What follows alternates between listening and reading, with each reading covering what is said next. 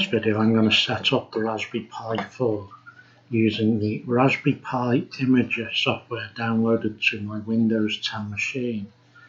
The first thing we need to do once we've started the program is choose which system we want to put on it. Now I'm going to use this one here. Now I would also recommend at this point you set the host name. You can enable SSH, I'm not going to do that. I am going to set up the username and the password for the Pi, so it's not the standard one.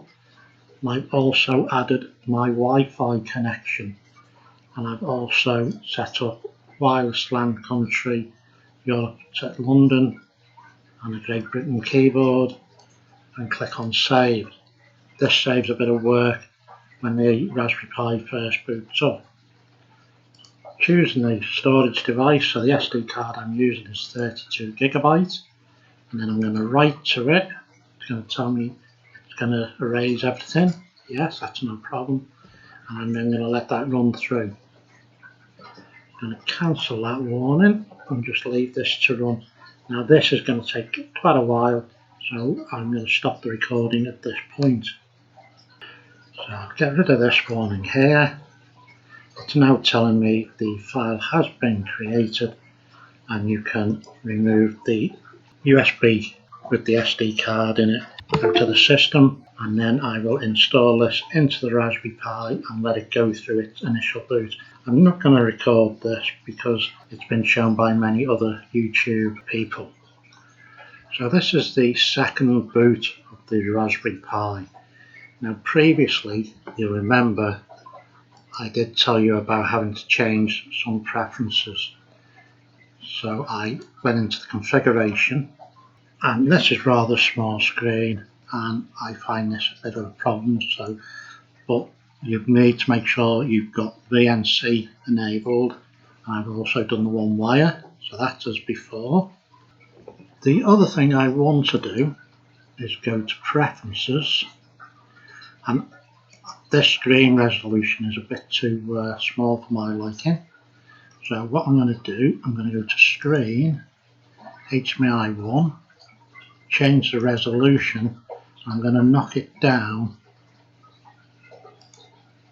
to this, and then click on apply.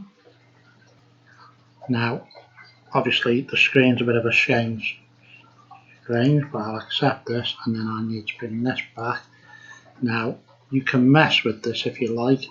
There's a few more settings you can do. So I'll just make sure, because it was very small for me there to see. So resolution, you might need to change this to something that suits you or the type of monitor. Again, just remember, whatever you change it, apply it. Yep, that is definitely better for me. Once you're happy, click on OK. If you don't click OK, it will refresh. So they're the two things. Now you'll notice also here that is telling me there's new updates. So I'm going to install them all. This is going to take some time, so I'll let this run through it, and then we'll show through another few setups that I think are worth doing.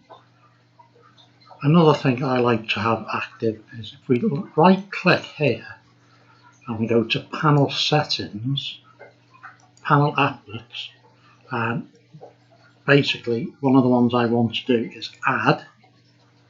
If we scroll down, we should have one called temperature monitor. I'm going to add that, and that just puts you an indication of what the temperature is. So that's a handy thing to have. Now again, there's a number of different things that are already installed on this version of Raspberry Pi operating system, but one of the things I do need is Node-RED. So I'm going to walk you through that next to install it. So we need to start a terminal window, and then we're going to put a command in here. Now I will add the command into the description of the video so you can copy and paste it.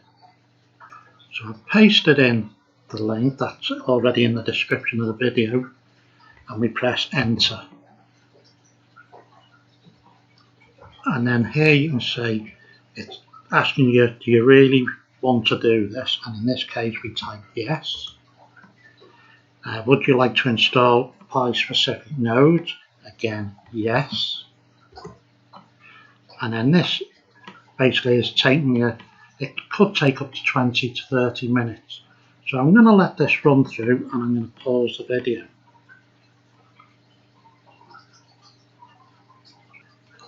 So it's completed. You see, you get, if there's any error, you can now look at starting it, and these are the commands that you can put in, and it's telling you where to look. Now, there is a bit of a warning at the bottom of this, and at this point I'm going to type in no. So what you will notice, we've now got an icon appeared up here for Node-RED, but there's a command we need to put in to make sure it starts every time we reboot the Pi. So I'm going to paste it in, and again this will be in the description of the video. You then press enter, and then basically you are then set up for Node-RED to run on your system. Now one thing you will need to know is what the address is for Node-RED.